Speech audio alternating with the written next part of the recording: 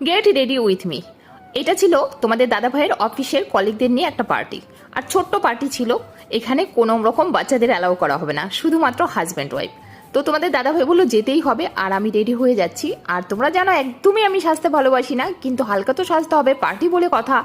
তো একটুখানি ভ্রুতে কাজল দিয়ে নিলাম, একটুখানি লিপস্টিক হালকা করে হাত দিয়েই ঘষে নিলাম।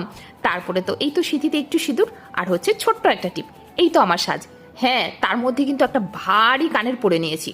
গলায় কিছু দেইনি যদিও, কিন্তু কানেরটা একটু ভারী ছিল। পার্টি বলে কথা, একটু যদি পার্টি পার্টি ভাব না লাগে তাহলে কি আর ভালো লাগবে বলো?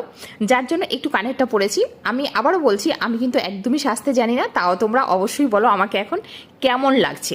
জানি না কেমন লাগছে। ওরে বাবা, আরেকটা কথা ভুলে গেছি, দাঁড়াও দাঁড়াও দাঁড়াও দাঁড়াও, আমি কিন্তু হালকা একটা গোল্ডেন কালারের ফুলও কিন্তু মানে বাপাশে পড়েছি। তো এই হচ্ছে ফাইনাল লুক। যদি ভালো লাগে তাহলে অবশ্যই চ্যানেলটাকে সাবস্ক্রাইব করো। টাটা, দেখা হচ্ছে নেক্সট